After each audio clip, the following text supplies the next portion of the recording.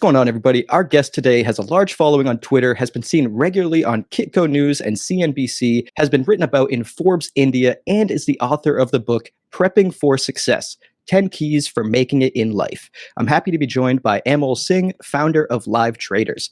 Anmol, thanks for joining me today. Thanks for having me. Looking forward to chatting with you.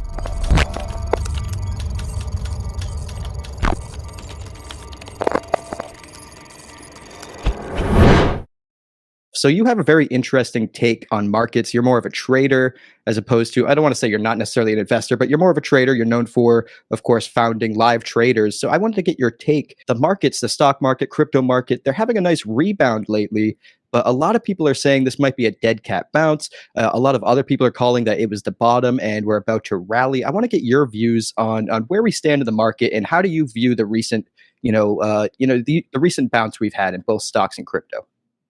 Yeah, definitely. I think the bounce in stocks to start off with wasn't that, terribly hard to predict. Because technically, if you look at it on the monthly time frame, it was coming down right into your trend lines, right into your moving averages. So it was very, easy to pick. That crypto bounce, however, was a little bit surprising to me. I was originally looking for, 13.5, 14,000 as my target on Bitcoin to signal a potential bottom. But this recent run up definitely caught us off guard. Now, the alts bouncing makes sense because technically they are, at pretty much their all-time lows or coming down into support levels. But this was definitely much quicker than what I had expected for sure. Like my research team didn't really see any comeback on cryptos until like 2024. So it's yet to be seen how long this, bull run lasts. But it seems like people are sort of getting ahead of the Fed might, start easing and I think that's what people are front running that for. But obviously, you can't forget the BlackRock timing right at 16K, and BlackRock obviously has a good history, so that can change. And honestly, I don't see it coming all the way back down to new lows in the absence of a black swan. Right? I don't see that coming all the way back down again until there's a black swan event.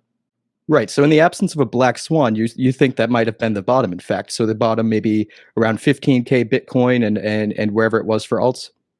Yeah, at the moment it kind of looks like that. Technically, things can definitely change, but the way that we ran up pretty quickly and pierced through all of our technical levels does suggest a bottom. Now, that doesn't mean we're ready to go all the way back up.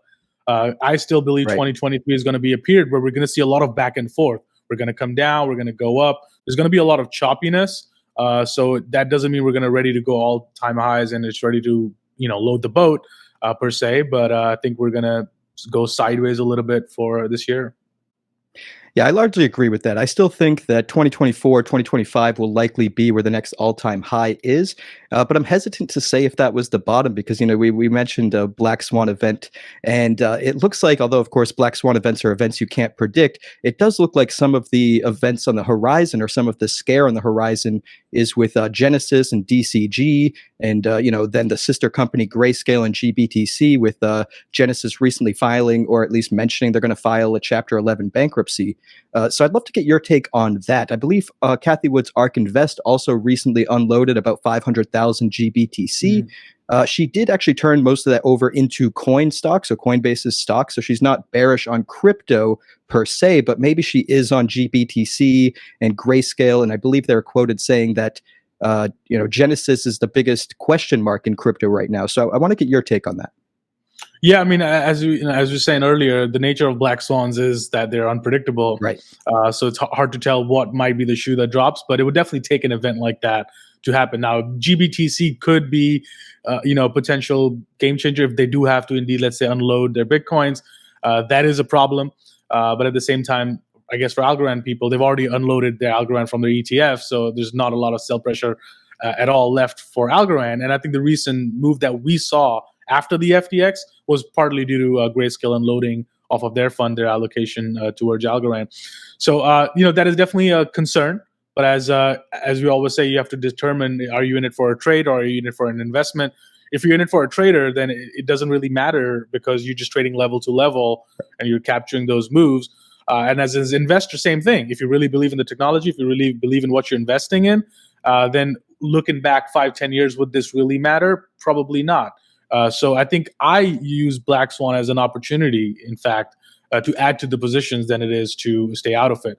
So for me, Algorand is something like, let's say I got involved a while ago and my average investment price was way high. So this FTX recent thing that happened really enabled me to just double, triple down and get my average cost that now I'm finally seeing a little bit green. Right. I think everyone that holds Algorand is in a similar situation where, a lot of us started buying maybe around $1 or so, and now it's gone back up a little bit, but it's still only at like 25 cents. That's about a Yeah. quarter of where it's at, where a lot of people started getting into it. Mhm. But now that you've mentioned Algorand and you mentioned that Grayscale actually took them out of their ETF, do you think that's actually a bad sign for Algorand, or do you think they needed to do that because they were in a liquidity crunch and they were just selling, whatever the lowest market cap was on their thing, or what do you think was happening there? Yeah, I don't think they really like thought about the investment thesis per se. I think they were mostly just managing risk for their fund. And then you look back and say, okay, what were the worst performers of this year? Was the lowest in the market cap? And then you try to, just get some tax loss selling as well into the play, because they have been doing that since November, December timeframe.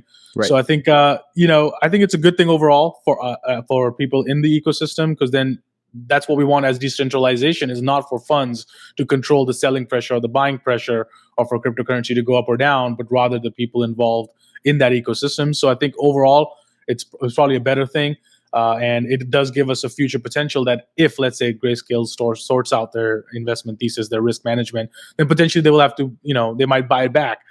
So that's something to look forward to, is how I look at it. The worst is kind of behind us, in my opinion. You're right. In theory, we could be seeing a day where they're buying back at even twice as high of levels as they sold at. So, but Yeah. since you brought up Algorand, I have to ask, because you're interested in a lot of different investments. Basically, wherever you see an opportunity, I've heard you say that you'll take that opportunity. But what is it about Algorand that you specifically like? I'm really curious to get your take on that. Yeah, definitely. So for for the longest time, I've been like anti-crypto, and I had a lot of articles I wrote back in 2016 about Bitcoin research report, this, that, the other. So I've been kind of on the sidelines in the crypto space for a really, really long time, until probably 2018, 2019, when I really started to talking to some, a lot of people that I trust in this space. And during the networks, it would always come up. So then I kind of dived down, I put together a team, and we're like, right, we're going to research technically on fundamentally what is something I can personally invest into, not as a trade, but more so as an investment with a binary outcome. Either it is something, either it's not. I'm known for trading, but I have 32 startup companies that I'm an angel investor in. So for me, I treat this like an angel investment. Right. Either it's going to be, if I'm going to be right, then I'll be rewarded for my efforts. If not, then so be it. But the reason I chose it is because for me, it's always about use cases. It's not about the price going up. It's not about what people believe in. Belief is not something I invest on. So and Bitcoin, the community that I saw, was everybody just had price targets. They're not talking about how it's actually going to improve the world, how it's actually going to be utilized. It's going to 100,000. Like that's just Right. their old talking point. And I feel like there's a lot of groupthink involved in that, and not people are logically looking at different cryptocurrencies. So for me, the team is the most important part. Silvio McCallie, that's one of the most important reasons, is the team behind it, but also the developers behind it. I really believe Algorand has the smartest developers, a part of the community, and they're not just based on hype and marketing. So that was another thing. Is it just hype? Is it just marketing? Or is it actually going to be used? And honestly, other cryptocurrency, there are some other good ones out there, but Bitcoin per se is not going to scale. I'm pretty sure about that. Now, people can say it's a store of value. You can compare it to gold, but then again, gold has an inherent demand that creates that, I guess, when there's a limitation of the supply. But with Bitcoin, if it's not really going to be utilized, if there's not going to be utility, then where does that demand come from?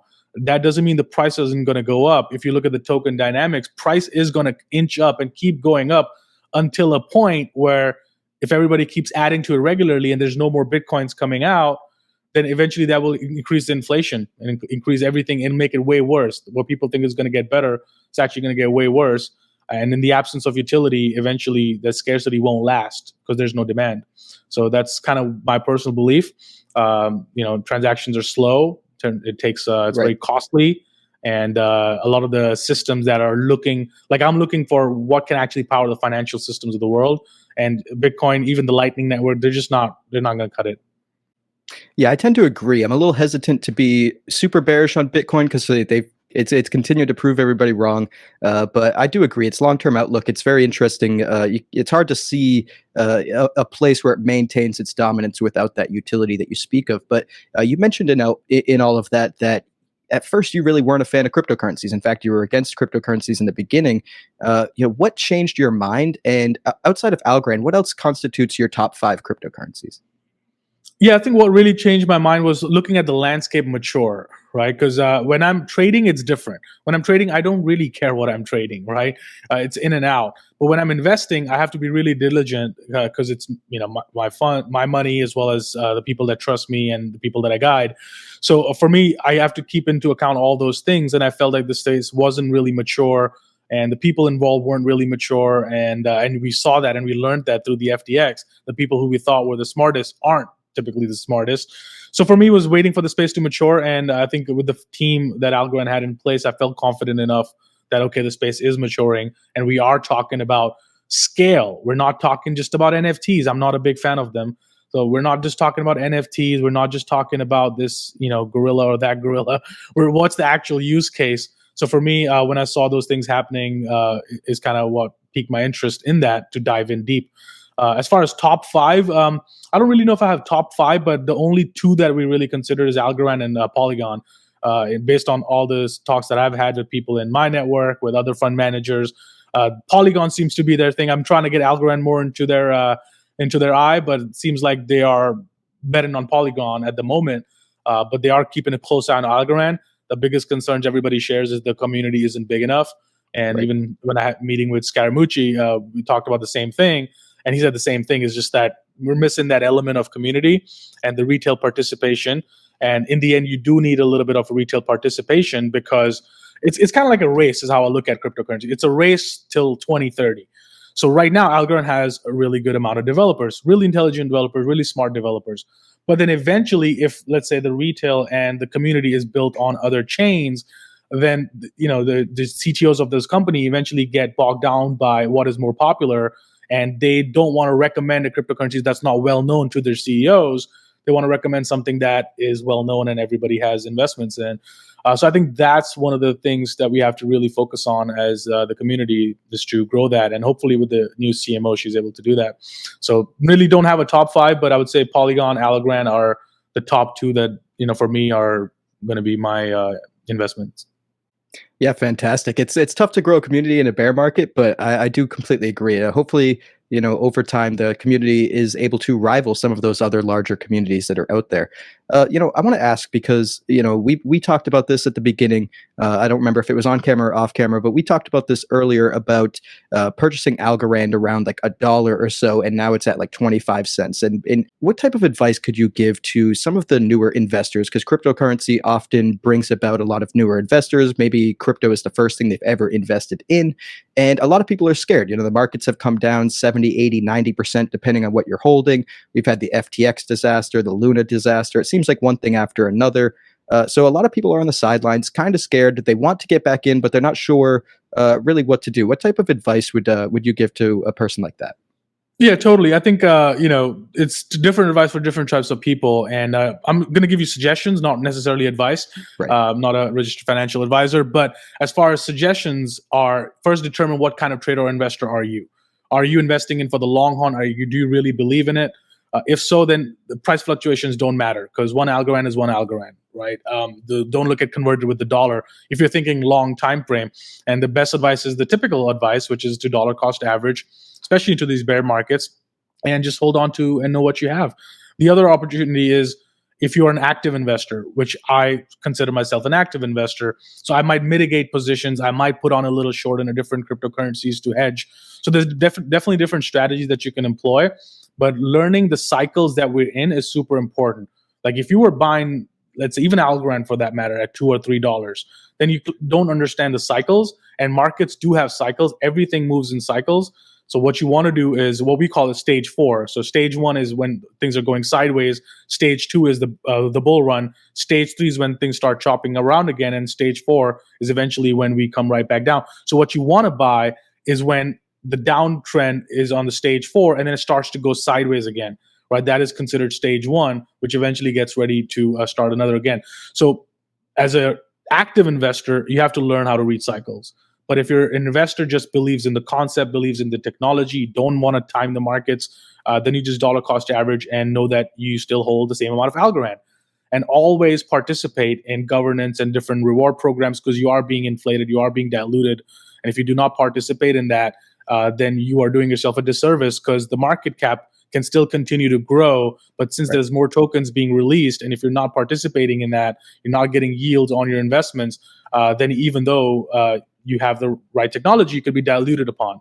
So those are the tokenomics that you have to understand.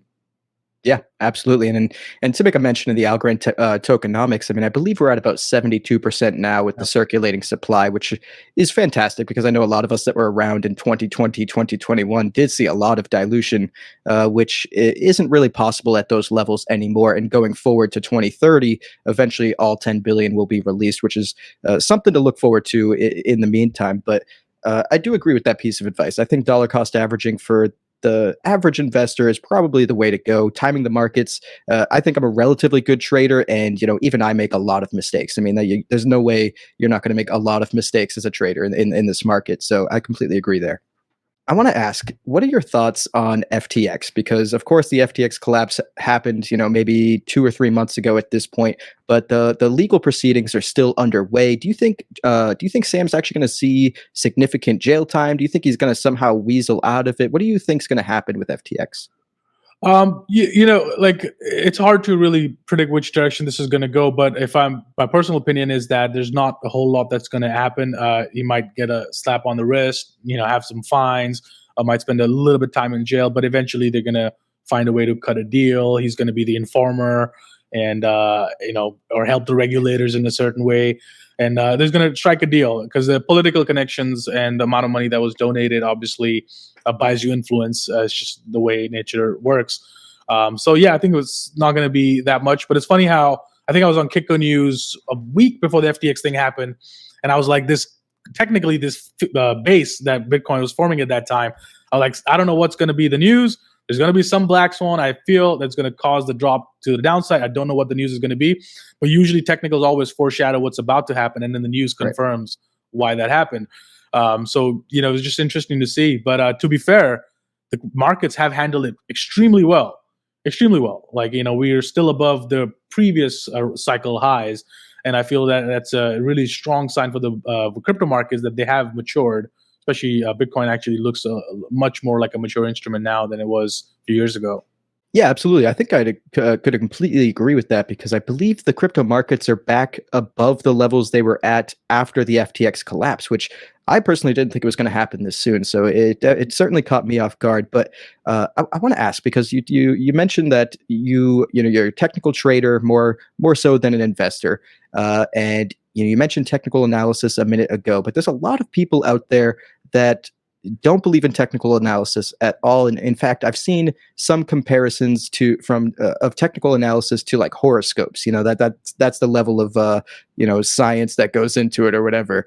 And I just want to get your take or your rebuttal on that, because I personally don't agree, and I know you don't either, but I want to hear your thoughts. Yeah, I mean, it's almost like, if I go and travel to Russia and people start speaking Russian to me, I'm not going to understand it. And I'm going to think, oh, they're just talking gibberish. It's just because I don't understand the language. It's the same reason I think the average person doesn't understand the language of technicals. And so I don't blame them for not understanding it, because when I was new back in 2010, when I got into the financial markets, I didn't understand it either. And I thought it's all hocus pocus. But until you understand the language, then you start to see these patterns over and over. And I think people also have a misconstrued conception about the technicals, that they're going to just tell you what to do, or they're going to predict every single time 100% accuracy. No, it doesn't work like that, right? In fact, I might lose on half the trades that I take, but the money is made not in the technicals. Technicals are just giving you potential entry points, but then the risk management, how much you win when you win, how much do you not lose when you lose. That is the key about technical trading. It's managing your positions, managing your reward to risk ratios, managing the overall amount that you have invested into a long position versus a short position. And technicals are just giving us a guide to figure out which cycle that we might be in and which cycle we might be headed into. So I don't blame people for not understanding it, but it's kind of ridiculous when I hear people say that, because, well, think about it. You're investing, Kathy Wood investing based on fundamentals. Right. What happened? What happened? Technically, you could have sold those things earlier, right? So the things people have to keep in mind is that technicals are a completely different ball game. But focus on understanding it. It'll help you time, even if fundamental biases. It's okay to have fundamental bias, but then time it technically. Like for me, Tesla as a stock was a great investment, right? But technically, it got ahead of itself. So that's a position as a trader, you choose to exit your position or you lighten up your exposure. And then you use this recent downturn we got in the stock about a month ago to get back into the position. So learning the cycles will help you mitigate it. But as we were talking earlier, for the average person, you're not going to have the time or even the desire to learn these strategies. So for you, dollar cost averaging would be the best way to do it anyway. Yeah, absolutely. I mean, I'll say personally, ever since I started learning technical analysis, it of course isn't something where, like you said, you might lose on 50% of the trades, but it's helped me minimize those losses and really figure out how to better enter those positions, as you mentioned. But I've heard you mention on, I believe, Kitco News actually, that you don't use trading indicators. You actually just follow the price and price patterns. Could you speak a little bit more to that? Because I like a handful of indicators, not much. You don't like a messy chart, but you mentioned in that episode that you don't use the indicators that I use, specifically the MACD and the RSI. You just use the price movement. So I'd love to get your thoughts on that.